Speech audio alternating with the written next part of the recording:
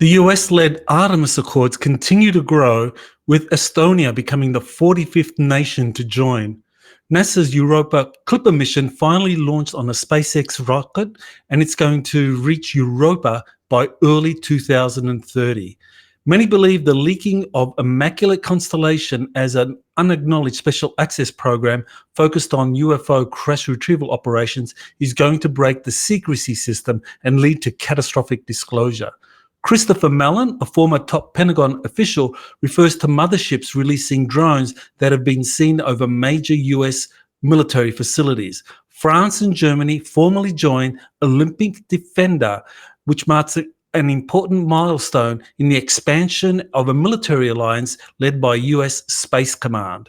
SpaceX dominates the rocket industry, leading to legacy aerospace companies closing factories and lagging far behind SpaceX rockets. UFO question raised in the US Senate Nevada race. These stories and more on Exopolitics Today, the week in review. You're listening to Exopolitics Today with Dr. Michael Salla, your source for the uncensored truth regarding the human, extraterrestrial, global, and political agenda. Click the like button and subscribe to this channel. And now, here's Dr. Michael Salla. Well, welcome to the October 19 edition of Exopolitics Today, the week in review. So the US-led Artemis Accords continue to grow, with Estonia being the latest addition. So it's now 45 nations that have joined the Artemis Accords, which are bilateral agreements with the United States, cementing the US as the dominant nation in space affairs for years to come. So why would 44 nations plus the US, sign up to be led by the US in a civilian NASA-led space alliance for the next decade or more? Why would that be? Clearly the US is offering things behind the scenes that make it very, very important for major spacefaring nations. And we're talking countries like France, Germany, Britain, Australia, Canada, India, Brazil. Why would these nations join a agreement or a framework of agreements with the US at the center of it? It's because the US has advanced technologies, space-related technologies, that it is going to be disclosing over the years ahead, and it's going to give priority to those nations that are part of the Artemis Accords, which is the civilian-led side of what will in the future become a multinational space alliance along the lines of Star Trek, where you have like a star fleet and you have a civilian-run space programs in that are kind of like complementary to this military space or Starfleet. So the US Artemis Accords give the framework for this expansion of the US into space, with many other countries forming an alliance. And that's the way in which the US believes China can be best countered, because China is already a major economic power. It aspires to become the world's leading power in terms of AI, high tech, and eventually space operations. And people that are thinking through what lies ahead by, say, the next 30, 40 years, there was actually a meeting that was held in 2019, and that envisaged what would space be like in 40 years' time, and it envisaged two possibilities, or two main. It envisaged 8 scenarios. This was part of the Space Futures Workshop. It envisaged 3 scenarios where the US maintained primacy in space affairs, and what the world would look like with US primacy in space. And then it named 3 other scenarios where China would be the dominant power in space. And it described the kind of scenarios that would arise because of that. And so, so it really is a a choice between a US-led system, a Chinese-led system, and of course we know China's political system is very much a totalitarian communist system. So that's something that I think many nations would not like to see grow in influence. Here is something concerning Elon Musk. Michael Schellenberger is an investigative reporter, and he describes how there were blocks being placed against SpaceX launching rockets out of Vandenberg Air Force Base in California. So, I mean, this was presumably because Elon Musk has been championing free speech, and because bureaucrats were objecting to Elon Musk's championing of free speech and anti-kind of censorship approach on Twitter, they blocked the necessary approvals that would allow SpaceX to launch its rockets out of Vandenberg Air Force Base. Now, the question we have to ask here is this really all about Elon Musk being a champion of free speech, and that's why he and SpaceX were being blocked? Or is there another explanation, and that is, does the deep state want to slow the development of rival space programs that, on the one hand, compete with the secret space programs that have been built by the legacy corporations? But I think probably another explanation or variation on that is that as SpaceX establishes colonies on the moon and Mars, it will expose the existence of bases and colonies that were established decades ago by legacy aerospace corporations. And I think that's probably why they want to slow Musk and SpaceX down, and using these kinds of free speech arguments as a kind of a veneer that would allow them to do it, but without exposing their real reason. Okay, so here's Elon Musk's did eventually get the approval, and his Starship performed a successful test flight and ocean touchdown along with a booster return on Sunday. So the Starship's well on the way to perform manned missions to the moon as part of the Artemis Accords, or the Artemis program, and future trips to Mars. So they're going to be staging future Starship missions to Mars to land and to take sufficient supplies, so eventually manned missions to Mars will take place. They can establish the first colonies there, and that's when things are going to get interesting, when the first colonists start to discover that they're not alone, and that the others there are not necessarily Martians, but humans that got there decades before. And so that's going to be very, very interesting. And I think this is probably one way disclosure might happen. It's going to take a good decade. I think the plan is that by 2028, the first manned Starship missions will land on Mars.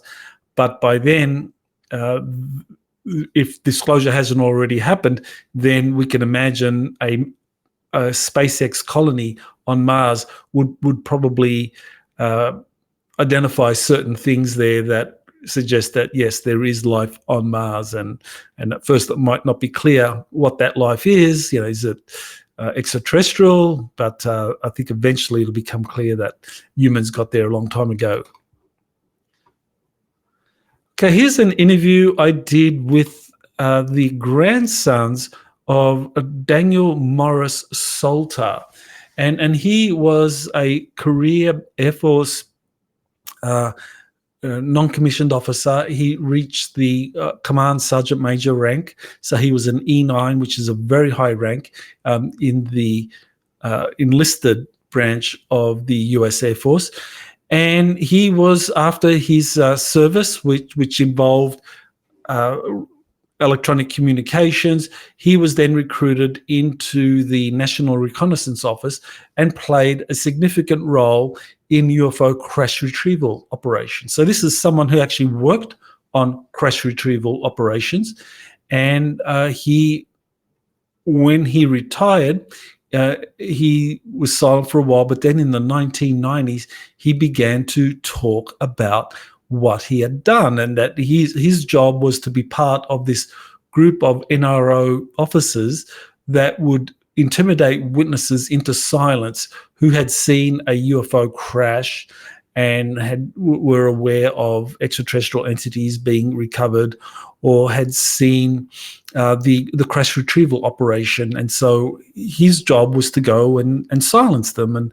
And if they would not be silenced, then there would be groups that would essentially eliminate the witnesses. And so, and he talked about the hired killers, and he talked about the NSA being involved with that. So he is a very credible witness. He was part of Dr. Stephen Greer's Disclosure Project. He died in the early 2000s, and his sons, his grandsons, have kept his memory alive by finding new information, documents, and so forth that corroborate his testimony. And I think he's very important today because whistleblowers are finally being taken seriously. And so far, the whistleblowers who have come forward, people like David Grush, and there have been some anonymous whistleblowers who have approached journalists. But so far, by and large, not many whistleblowers have actually, talked about these UFO crash retrieval programs and being a part of those. So Daniel Salter was one of those, and it's great that his grandsons are keeping his memory alive by finding new evidence to corroborate what he was saying. So yeah, that interview's available on my different channels. Okay, so here's a very interesting development. That NASA's Europa mission finally launched on October 14. So that was early this week, October 14. Clipper mission finally got on its way to Europa. And it's scheduled to reach Europa by early 2030. So, I mean, we're talking 6 years, 5.5 years if this is October, and it's slated to reach there by early 2030. Now, in 5.5 years, is it possible that anti-gravity technologies, torsion field propulsion systems, exotic propulsion systems, new energy technologies could be released so that the kind of open source space program takes off? I mean, we know from many, many whistleblowers that I've talked about in my Secret Space Program book series that we have many functional secret space programs that are regularly doing trips to the gas giants. And of course, I've got a 3-book series now featuring JP, who's been on missions to Jupiter's moons, Ganymede, Europa, and more recently was on a mission to Saturn, where he was part of a mining operation with the rings of Saturn. And all those trips, those craft get there and back very, very quickly, within a day. So we can imagine if they do begin releasing these technologies in the next few years, that eventually you'll have the kind of bizarre scenario whereby civilian spacecraft that are using advanced anti-gravity propulsion systems will be flying by Clipper, and there'll probably be a tour guide saying, well, look at that, that's Clipper. We're passing Clipper. It's still on its way to Jupiter. It was launched in October 2024, and here we are in May of 2027, doing a tour of the gas giants. And there it is. It's it's going to finally get there in another 3 years and start sending telemetry back. But we know all about what's going on there, So I mean, that'll be, I think, kind of a very amusing scenario to contemplate. Now, could that really happen?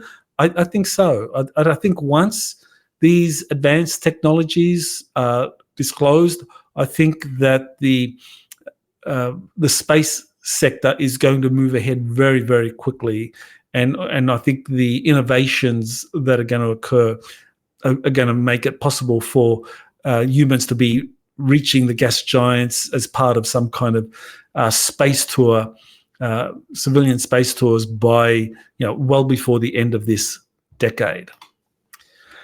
Okay, so here's a Star Nations news episode where Elena Danaan comes up with some very interesting information about the Florida hurricanes as part of a deep state weather warfare. I mean, this is something that others have been speculating. Dane Wigington, he's an expert in weather warfare, and he came up with a lot of data showing that the Florida hurricanes were a byproduct of weather warfare, and showing the different frequency generators that were creating or steering the hurricanes. Now, what Elena Danaan is offering here is another source of information, which is the Galactic Federation of Worlds, that is giving what they know about deep state operations, that they're helping reveal what the deep state is doing, and that they revealed that yes, this was weather warfare. Now, why they were doing that? I mean, people can guess. I suspect some of the reason has to do with Florida Governor Ron DeSantis being a staunch supporter of the kind of patriot movement. And one of the rumors I heard, I haven't been able to confirm it, is that he did this, or that the hurricanes were caused because Ron DeSantis was not allowing the FBI to investigate the second assassination attempt of Donald Trump that took place in Florida. That DeSantis was keeping all the evidence in Florida and allowing his investigators to take control of that because they simply don't trust the feds. And so, yeah, the hurricanes were caused because of the policies of Governor Ron DeSantis. So very important to keep in mind that this is how the deep state operates. They can and they do use weather modification to punish not just states that don't follow the deep state agenda, but also countries.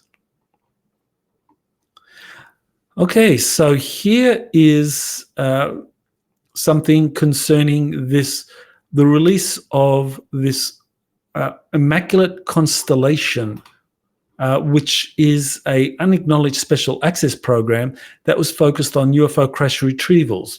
Now, apparently there was a whistleblower, an anonymous whistleblower, who is very credible according to the journalist Michael Schellenberger, who interviewed him, but has not revealed the identity of this anonymous whistleblower.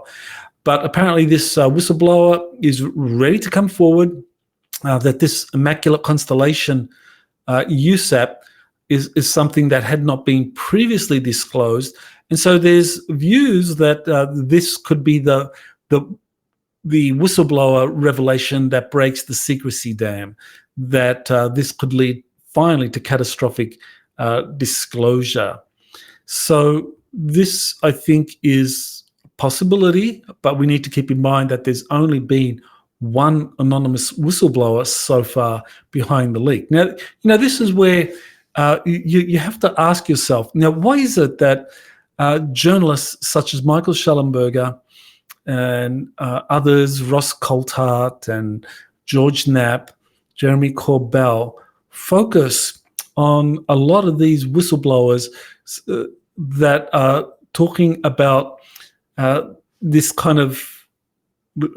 UFO crash retrieval operation that people like David Grush, Lou Elizondo have been talking about? Why don't they look at others such as Daniel Morris that I mentioned, who's written a book? I mean, he has a book written about what he did. Now, why is it that people or the general public or the media, the mass media, isn't looking at some of these whistleblowers who came forward 2 decades ago talking about these things? I think it's a very important thing to ask. Is it because there's a kind of limited hangout that's happening and only whistleblowers who reveal information that supports the limited hangout, which is that, UFO crash retrievals have happened,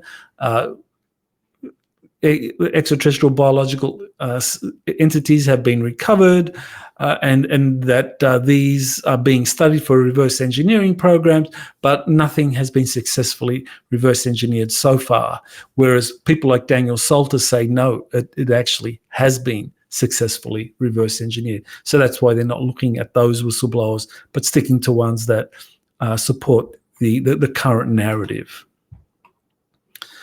Christopher Mellon, a former top Pentagon official, he came out with some very interesting information saying that motherships are releasing drones that have been seen over major US military facilities. So the drones and mothership defy attempts to identify their origins. So that's very interesting. Drones coming out of motherships. So here's the story in the Daily Mail that talks about drone swarms targeting US military bases are operated by mothership, claims top Pentagon official Christopher Mellon. So Mellon was a senior official within the Pentagon, and he is also, I think, probably the main individual who helped Luis Elizondo come out with his revelations and write a book and get his information out about the threat posed by UFOs. And I think this kind of narrative that UFOs pose a national security threat that Luis Elizondo has been promoting with the help of former Pentagon officials like Christopher Mellon is something that we need to keep in mind, especially when it comes to stories like this, drone swarms targeting US military bases. I mean, that doesn't sound like a way of framing what's happening in a manner that makes us believe that UFOs are peaceful. Looking at this story, we can think that whatever these UFOs are, that they're hostile, that they are a national security threat. And I think that's something that we have to really be very mindful of. Is this narrative that has been taken off recently, ever since the New York Times published its story in December 2017 about the existence of the Advanced Aerospace Threat Identification Program that was headed by Luis Elizondo, there's been a very strong focus on identifying UFOs as a national security threat. But prior to 2017, going all the way back to 1947, which is when you had the first Project Sign report.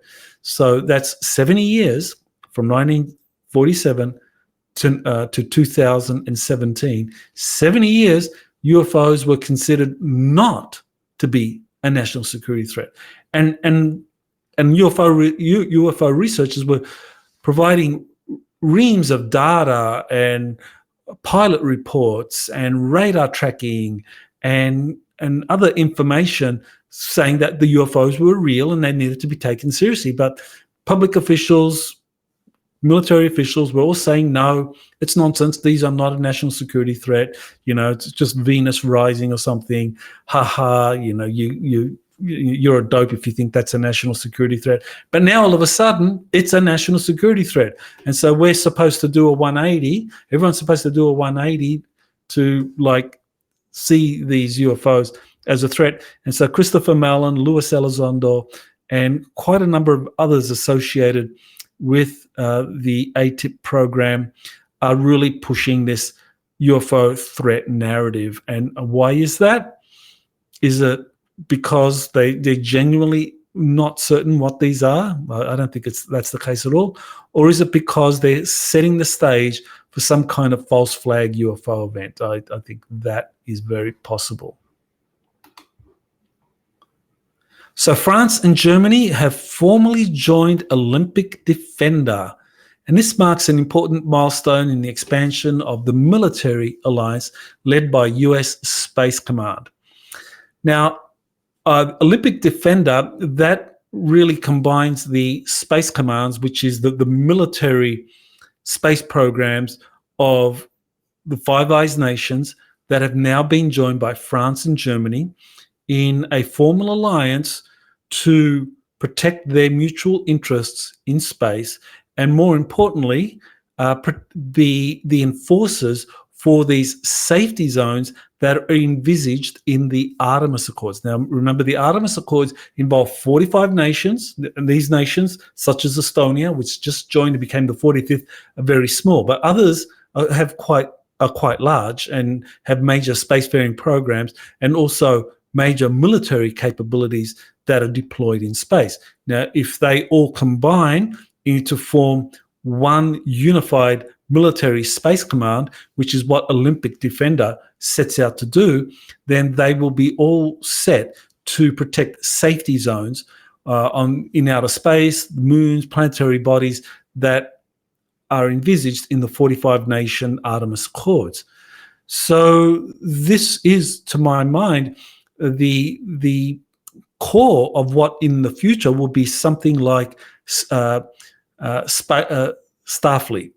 In the Star Trek series, you had your Starfleet, and I think this Olympic Defender, as it expands, as more major nations join or combine their military space programs with the US and its partners' space programs, then you're going to have something like a planetary Starfleet forming. And smaller nations, they're not going to be able to contribute much, countries like Estonia, but they will be able to make contributions on the civilian side. Now, one of the things to keep in mind about France joining this Olympic Defender is that in the covert space programs and the secret space programs, we've had several witnesses come forward saying that the US and France have, for decades now, been cooperating in running a joint mothership called the Solaris. And this is according to former French secret space program personnel, Jean-Charles Moyen and David Rousseau, both of whom have served on the Solaris. And Melanie Charret is a third individual who has come forward and has served on the Solaris in rescue operations. So this is very, very interesting that we have a number of French speaking witnesses talking about the existence of a joint French-US spaceship that is part of the Solar Warden program. So it's not a great surprise that France would be joining this. And as for Germany, well, Germany has also had a secret space program called the Nachtwaffen, or the Dark Fleet, and they have also been involved in secret agreements with the US. China's space program is making very important breakthroughs. So here's a story in ABC News. China unveils its plans to turn its feats in space exploration into scientific advances. So China is definitely moving ahead, leaps and bounds, in terms of space technologies, the development of AI. I mean, they have their own space station now. They are they've launched missions to the moon. They were able to recover some moon rocks and bring those back to Earth for study. They are going to be starting, they have their own program to create a moon base by the end by the end of this decade or in the early 2030s. So you have to ask yourself, is all of these advances by China, is it because of genuine scientific breakthroughs? Or is it because they've been finding and developing ancient aerospace technology hidden in its many pyramids, abandoned underground civilizations, the moon, etc.? So there are in Shaanxi province of China dozens of ancient pyramids that are supposedly mausoleums, but in reality, they actually date back to the Atlantean era, to a pre-diluvial civilization in China that did have advanced aerospace technologies. And as the events surrounding the Great Flood and the end of the Younger Dryas happened around 9,700 BC, a lot of those technologies either left for off-planet locations, or they were stored in these pyramids for safekeeping for a time when China would resume its space heritage. And I think this is what is happening now, that Chinese scientists, they are finding a lot of ancient technologies in these pyramids, in these underground civilizations that were abandoned long ago, and that they have been able to develop their technology along with the kind of corporate espionage and intellectual property theft that the Chinese government is well known for. I think you also have this phenomenon happening. And if you want to learn more about that, I did write a book called Rise of the Red Dragon. And so in that book, I outlined the history of China's secret space program, how it began, its origins with a former US Air Force scientist who was essentially forced to leave the United States because of deep state machinations, and that scientist then was instrumental in helping China develop its space program. And I think the same thing is happening today. The Chinese are being helped by secret societies in finding technologies in these pyramids, in underground civilizations.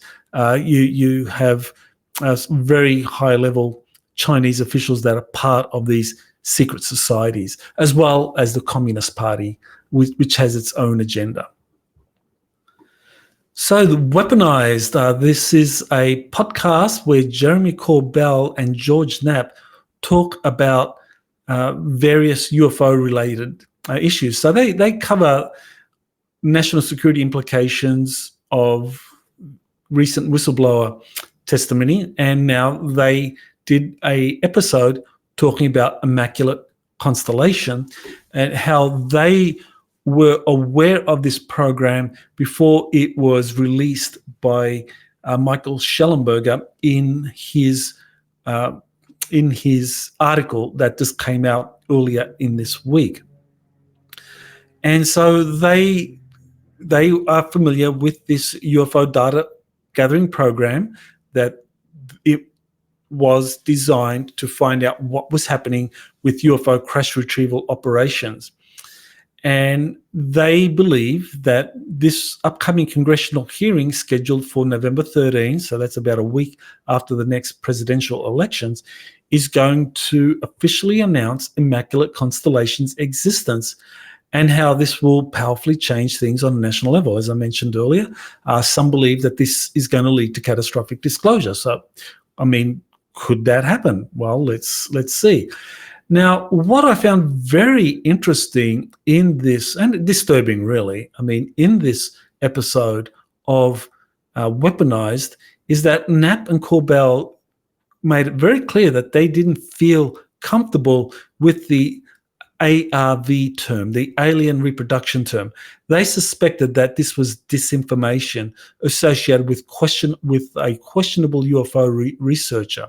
They didn't name him, but it's very clear, in my opinion, that they're referring to Dr. Stephen Greer and his pioneering work in finding witnesses who are very knowledgeable about these ARVs, these alien reproduction vehicles. As I mentioned, there is a real split at the moment in the UFO community between those who follow the kind of the narrative that's been coming out from people like Elizondo, people like David Grush, this anonymous whistleblower that apparently Michael Schellenberger was able to interview, and others that are saying that UFO craft have been recovered, but they have not been successfully reverse engineered, as opposed to the hundreds of whistleblowers and witnesses that people like Dr. Stephen Greer were able to find decades ago, saying that yes, and ARVs are very real. I mean, I've written a 7-volume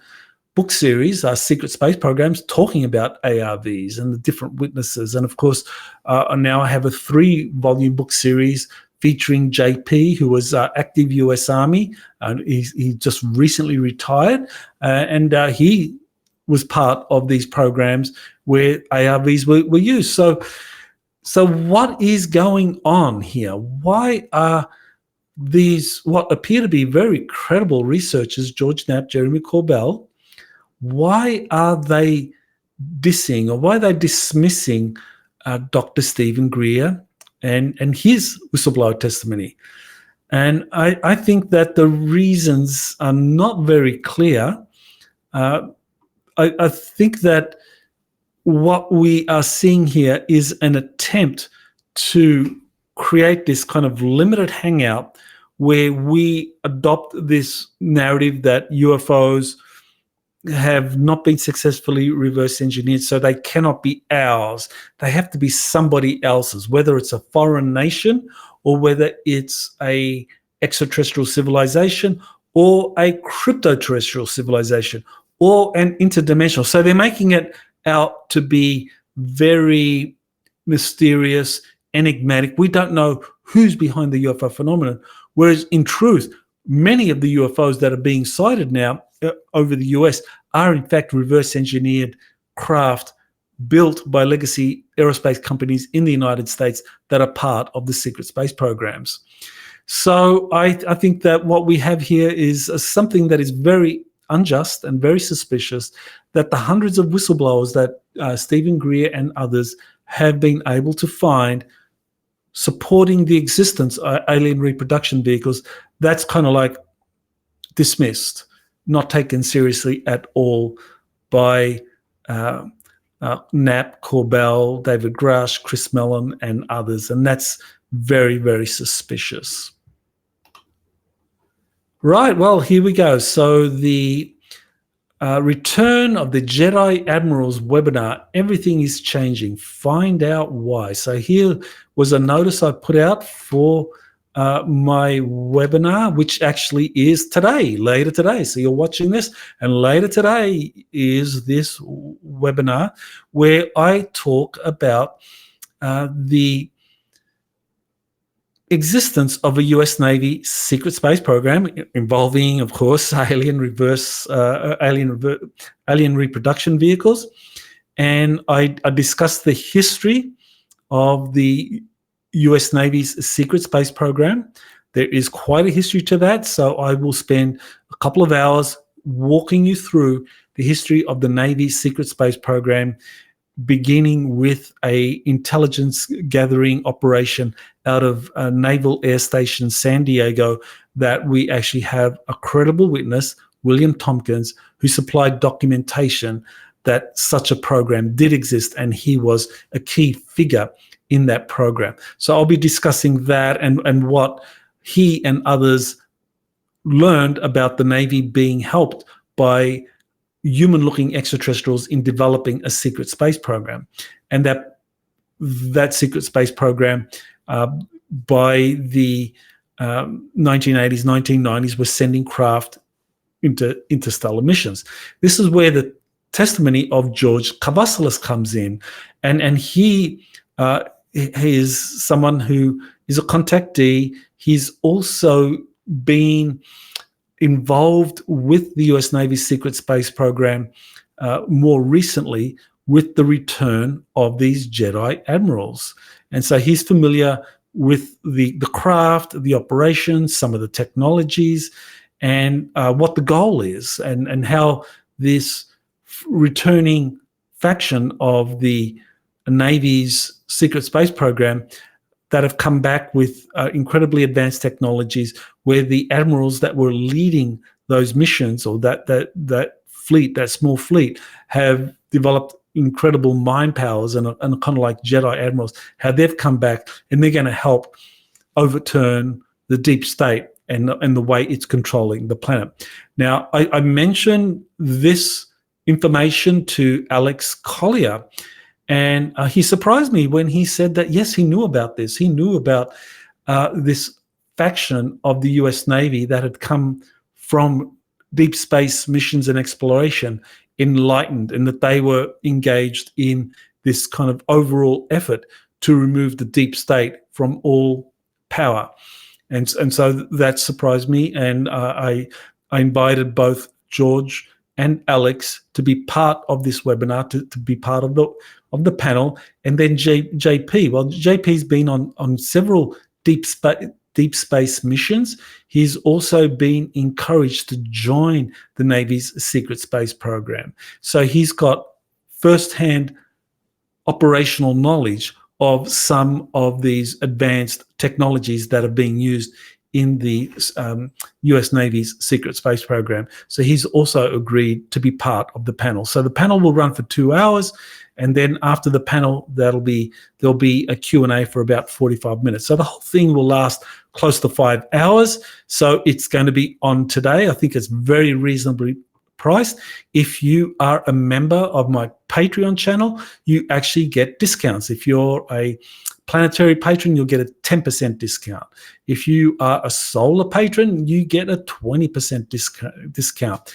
And if you are a Laniakea Supercluster patron, you get it for free. It's a free event for you. So here I give in this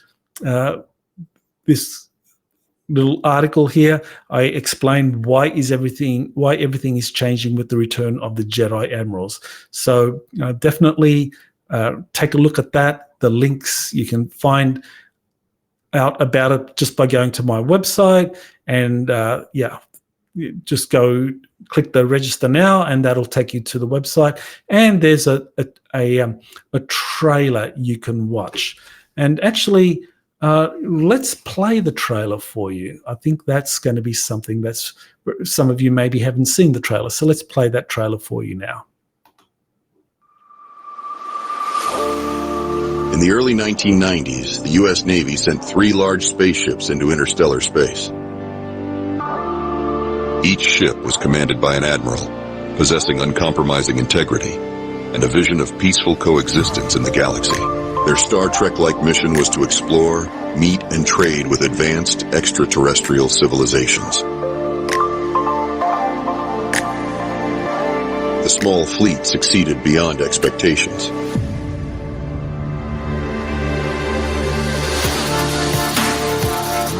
And the admirals and crews were transformed by the experiences.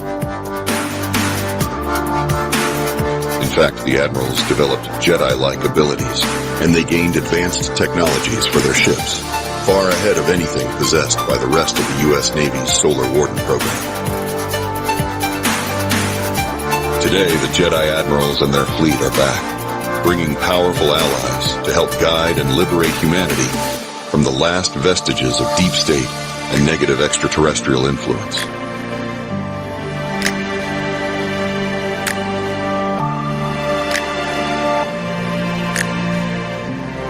An exciting join Dr. Michael Salla and a very special guest panel featuring George K. Vasilis, Alex Collier and JP as they discuss the history and origins of the US Navy's SSP and the return of the Jedi Admirals. Register at exopolitics.org. Okay, so there you have it. It really is going to be a very exciting webinar. Hope you can join us. So here's an interview I did with Lily Nova, who has had contact with Andromedan extraterrestrials, and she reveals Earth Alliance operations to liberate deep underground military bases. So she's a very interesting contactee insofar as she has been taking photographs of the different craft and orbs that have been interacting with her. And she says that a golden orb approached her, and she took photographs of it, and I show the photograph in this interview.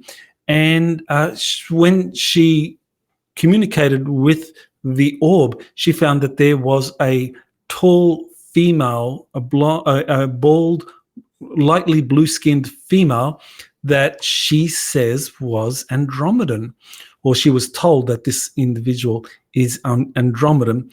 And so this is her principal contact, she says, with this kind of Andromedan race. We don't know who they are. I mean, Andromeda is a big place. There can be many different races associated with Andromeda. Now, I don't know if they are associated with other organizations such as the Andromeda Council.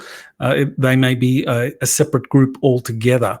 But nevertheless, she has been doing some groundwork in finding deep underground military bases where various operations are being conducted. So, for example, here she describes that she went to this facility called Rock City in Illinois, where she did a remote viewing above in the top section of this kind of underground installation. Apparently she could drive through, and we can actually see in the interview, we see the scene where she's driving through some kind of underground complex, and she describes seeing different extraterrestrial races as well as children that have been taken in there for, use your imagination in terms of what they're being used for. Not very good. But she describes that. She describes a truck, a pizza delivery truck in the vicinity. So think of small people and pizza, and you get an idea of what they might be transporting over there. So so they're very brave of her to go to that facility and to connect with whatever is occurring underground.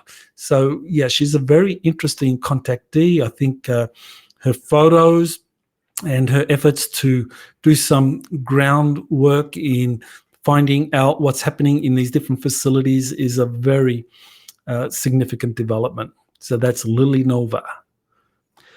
So here's a remote viewing session that was done by Tony Rodriguez, and he remote viewed the UFO flyover during the GSIC conference on September 27. So why is Tony Rodriguez information as a remote viewer significant? Well, I mean, he is actually probably the oldest operational remote viewer in the United States, because he was trained in remote viewing back in 1983 when he was abducted and subjected to a secret space program. He was taken to Inyakurm, where he was trained by a number of remote viewing professionals, including one of the two pioneers associated with remote viewing. And that remote viewing training that he received was operationalized. So he actually worked in the field as a remote viewer. Even though he was a child, he was very good at it. And so he is now conducting remote viewing classes, and he did a blind remote viewing session where he didn't know the target. One of the targeters that he works with gave him a target. He didn't know what it was, and what it turned out to be was that it was he remote viewed the flying triangle that was witnessed and photographed by 1,000 people from an underground military facility. So what I'm going to do now is, for you, I'm going to play for you this clip, some of this clip, so you can actually see Tony Rodriguez remote viewing what was a TR-3B that flew from a nearby military facility to do the overflight at the Galactic Spiritual Informers Connection Conference on September 27 of this year. So let's play this video clip for you. So there's something different going on here. There's a story to this. There's people back and forth. There's vehicles. Oh, this feels like the subject matter of what's going on here. These people are aware of this. She's directing traffic here, and she's greeting them. She's got blonde hair. Late nighttime. They're going over there, and they're coming in here. They're going this way. And then they're going to go this way. Do you want to know what it is?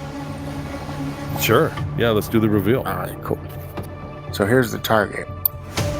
Who was flying above the crowd of people assembled with Elena Danaan, September 27th, 24, GSIC conference, Denver, Colorado. Dang. Identify the beings and their intentions. Oh, shoot. Oh, that was a big black thing like oh my God. And they were helping out. They were pulling into like a base. It's a base. It's a black bunker where the triangle flew out, and that's Danny. The first thing I saw was the Weston. That's where it was. And this was where everybody was. This was the flyby. Look, this is where they came from then. It's like I got a river area and a silo where it was raining. Here's the black bunker. So this is really where the triangle shape came from. And I got it. I got over here was a triangle. Do you think this group of people around the racetrack was all the people gathered watching the event? Yes. Okay. Yep. This was the event that they were flying over.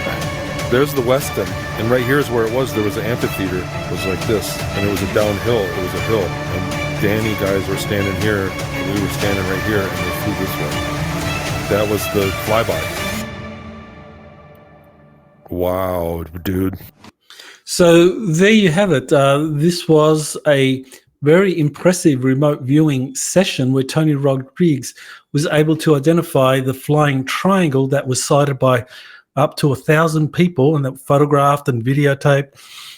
And this was something that he believed, or that he saw, emanating from a underground facility nearby. So that is that is very significant, because what it shows is that the subsequent flyover of spacecraft that were associated with the Galactic Federation of Worlds, that was preceded by this flying triangle from a military base. So that showed that there is this relationship, this cooperation between the Earth Alliance and the Galactic Federation of Worlds. So that was powerful corroboration for Elena Danaan's information.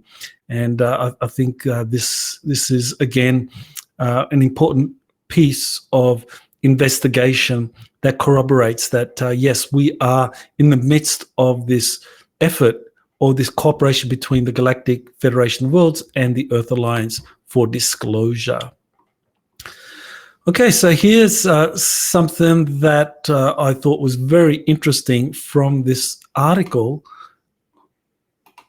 on Zero Hedge. So the French media blames SpaceX for 2,500 Airbus layoffs as Elon Musk leads the rocket race. Now, if you've been following the kind of news about space launches, so forth, lately, I mean, you notice SpaceX increasingly being the company involved in sending rockets up and sending crews up to the International Space Station, the stranded Starliner astronauts that were stranded there because Starliner experienced a malfunction, that they're being rescued by Starlink. And what really kind of sums it up is this chart.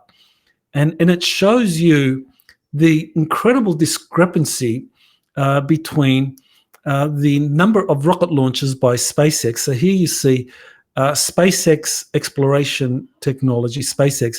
There's 525 missions.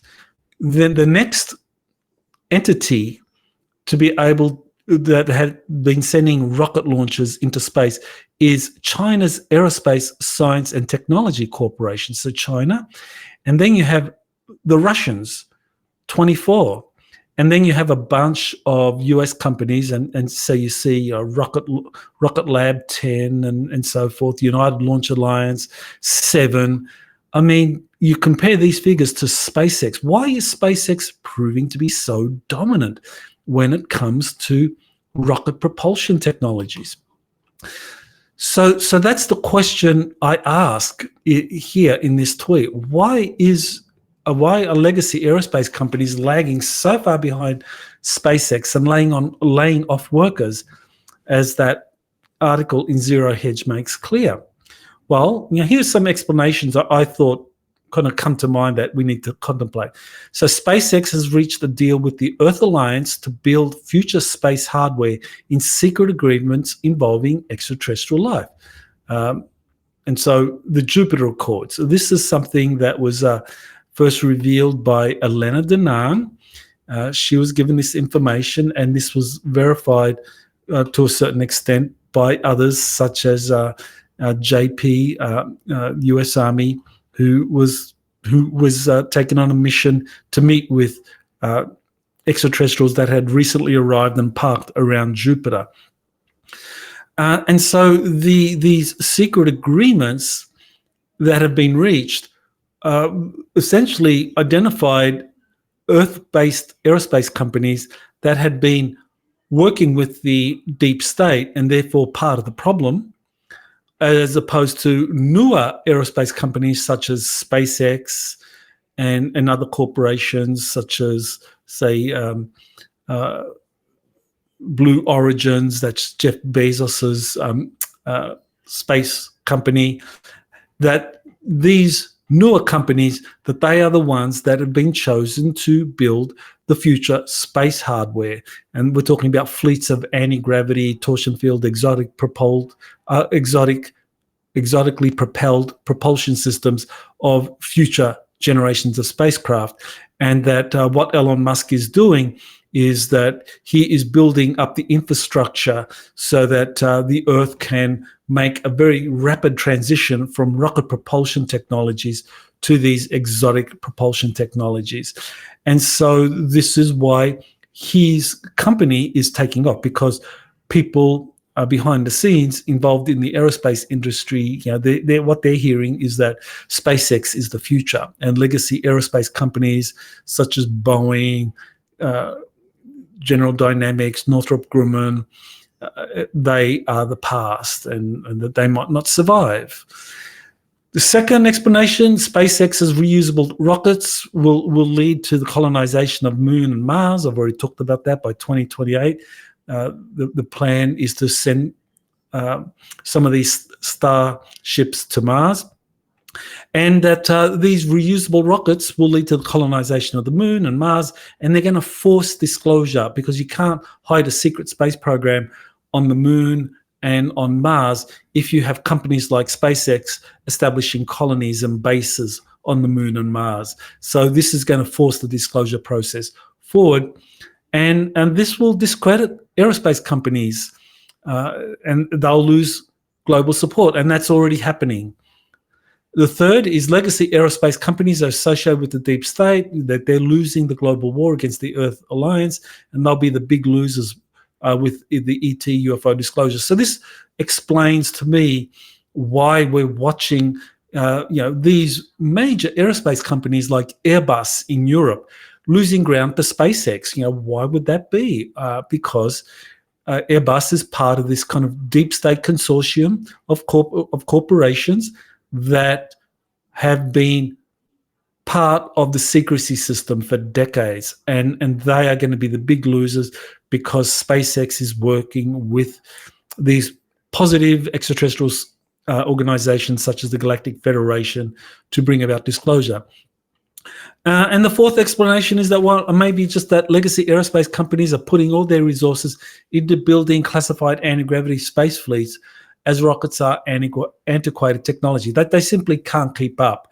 They've always had this kind of schizophrenic identity. Legacy aerospace companies, they had some divisions that would work on rocket technologies and the kind of more classified divisions would be working on these exotic propulsion systems that are powering these alien reproduction vehicles or these secret space program spacecraft. And so you have that kind of schizophrenic approach there in these legacy corporations. And after decades of battling this, of dealing with that, they're realizing that it's just not worth it, that better to let the rocket industry just surrender that to Elon Musk and put all your resources into the future, which is exotically propelled propulsion systems, so that when the word is given for the release of these technologies, you can then unveil those. So that's another possibility that we need to consider.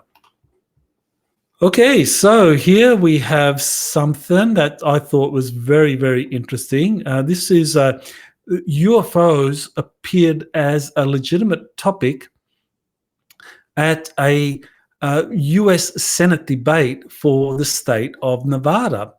And so this is very interesting, I think, because it shows how the UFO issue has been transformed, where now, all of a sudden, whereas previously US Senate candidates would dismiss the UFO issue, now they're taking it seriously. So let's hear how this issue was raised before these senators in a debate. So here's the debate that's happening in Nevada, and so here's how the question was framed for the Senate candidates in Nevada. So I'll play that for you now. And welcome back. Now we want to go to a topic that was made famous right here in Southern Nevada. Our chief investigator, George Knapp, who many of you may know as the UFO reporter, has our question. What's out there? There have been recent revelations of several government agencies looking into UAPs, more commonly known as UFOs. This is video of one of the most famous ones, the Tic Tac UFO. We don't know what that is, but it appears to be a matter of national security. The Pentagon says all of these instances can be easily explained. New UAP hearings are slated for both the House and the Senate. Do you support more UFO transparency, and should Congress create something independent of the Department of Defense to conduct the research? So, Ms. Rosen, you'll have 1 minute here. Should Congress do its own independent investigation into UFOs? Well, this is a topic that we have talked about. I sit on the Armed Services Committee, and we know that as your video showed, Area 51 is here in Nevada, in the center of Nevada, and it's a top secret military site. I do think it's important that we do our independent investigation. Of course, in the Senate, we are responsible for oversight. We have committees in both houses. I do think it would be important to see what we're doing there and if there is any merit to this. Mr. Brown, you have 1 moment here to respond. Should Congress do its own independent investigation into UFOs? Well, I think I'm just as curious as anyone. I'd love to know what's going on. I never saw any sort of technology like that when I was in the service. I'm not sure I fully trust Congress, to be able to figure it out. Maybe Elon Musk can. Right. So there you have this debate for these two U.S. Senate candidates in Nevada, where they're, and welcome back. Now we want to. Where they're discussing the UFO issue seriously. And so that's a kind of very refreshing after decades of public ridicule of anyone bringing forward the UFO issue. So that is it for today's Week in Review.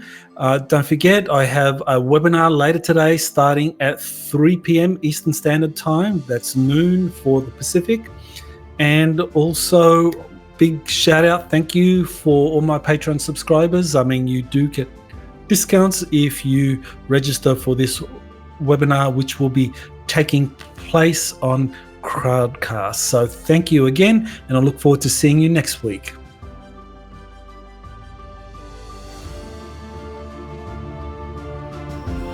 You have been listening to Exopolitics today with Dr. Michael Salla. Please remember to like, share, and subscribe to this channel. Join or start a conversation in the comments. Take the time to explore the vast library of best-selling books, webinars, and podcasts by Dr. Salla. visit exopoliticstoday.com.